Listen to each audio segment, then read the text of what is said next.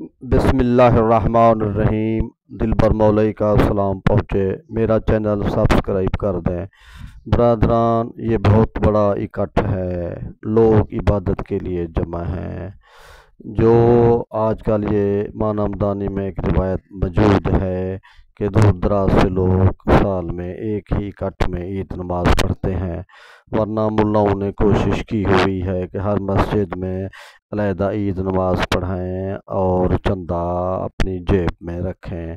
بہرحال نماز کا حکم ہے کہ ہر وقت یعنی 5 وقت میں نماز پڑھیں، دن میں 5 نمازیں پڑھیں، جمعے والے دن پڑھیں۔ جمعے کو ہمیشہ طور پر حج کا برابر کہا گیا ہے، یہ غریبوں کا حج ہے۔